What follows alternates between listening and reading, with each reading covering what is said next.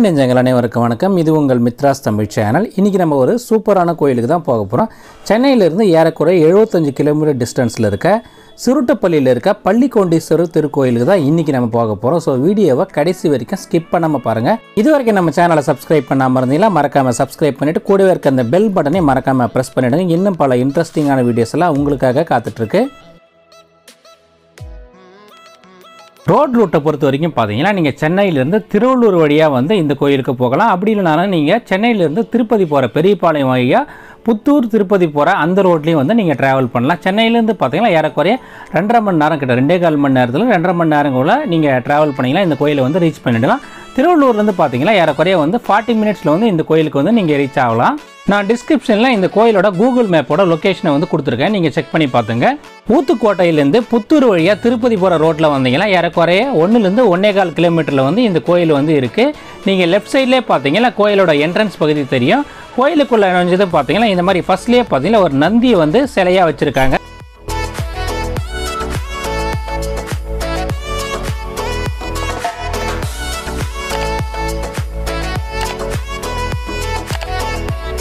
இந்த கோயிலோட தனிச்சிறப்புன்னு பார்த்தீங்கன்னா இந்த கோயிலில் மட்டுமே தான் சிவபெருமான் வந்து பார்த்தீங்கன்னா பார்வதி தாயார் மடியில் வந்து பள்ளி கொண்ட நிலையில் வந்து இருக்கார்.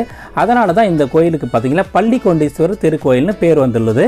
இந்த கோயிலோட தல வரலாறை பொறுத்த வரைக்கும் பார்த்தீங்கன்னா தேவர்கள் வந்து பார்க்கடலை வந்து அமுதத்துக்காக வந்து கடையும் போது வாசுகி பாம்பை தான் வந்து கயிறாக வந்து யூஸ் பண்ணி கடையிறாங்க.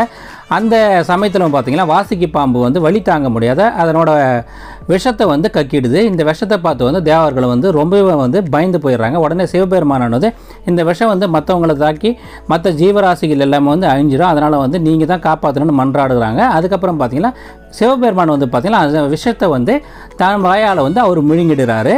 அந்த விஷம் வந்து அவரோட வயிற்று பகுதி சென்றிடாத வகையில் பார்த்தீங்கன்னா பார்வதி தாயார் பார்த்தீங்கன்னா அவரை வந்து அவர் மடியில் படுக்க வச்சு பார்த்தீங்கன்னா கழுத்தை வந்து அழுத்துறாங்க. அந்த விஷம் வந்து பார்த்தீங்கன்னா அவரோட கழுத்திலே வந்து தங்கிடுது.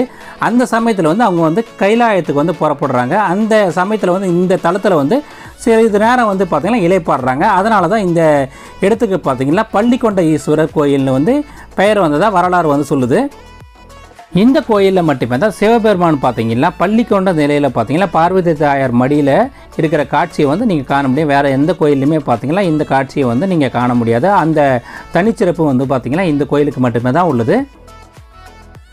பிரதோஷ பூஜை வந்து தோன்றதுக்கு காரணமாக வந்து இந்த கோயில் தான் முக்கியமாக வந்து கருதப்படுகிறது.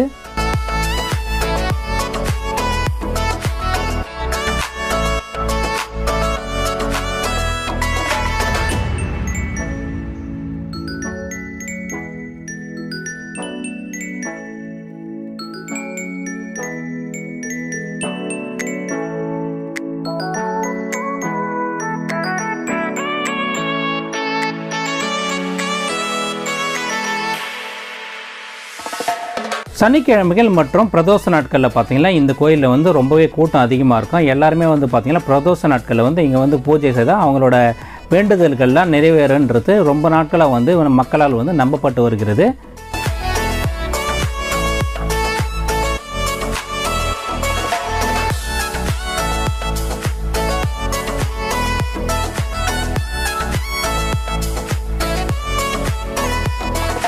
பிரதோஷ நாட்களில் வந்து இங்கே வந்து சிவபெருமானை வந்து வழிபட்டால் பார்த்தீங்கன்னா இழந்த செல்வம், அதுக்கப்புறம் பார்த்தீங்கன்னா பிரிந்த தம்பதிகள் ஒன்று கூடுவாங்கன்னு சொல்கிறாங்க. அதுக்கப்புறம் பார்த்தீங்கன்னா நீங்கள் இழந்த பதவி வாய்ப்புகளும் வந்து இந்த கோயிலில் வந்து சனி பிரதோஷ நாட்களில் வந்து வழிபட்டால் எல்லாமே வந்து நல்லபடியாக வந்து அவங்களோட ஆசைகள் வந்து நிறைவேறுன்றது வந்து இங்கே இருக்கிற மக்களால் வந்து நம்பப்பட்டு வருகிறது.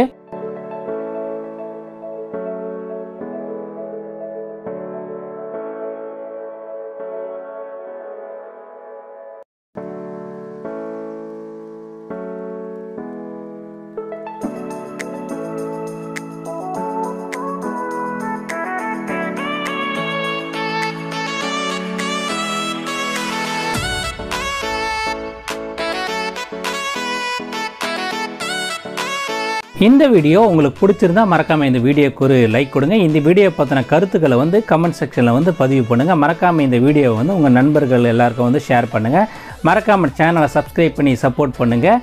இன்னும் பல இன்ட்ரெஸ்டிங்கான வீடியோஸ் எல்லாம் உங்களுக்காக காத்துட்ருக்கு. நன்றி, வணக்கம்.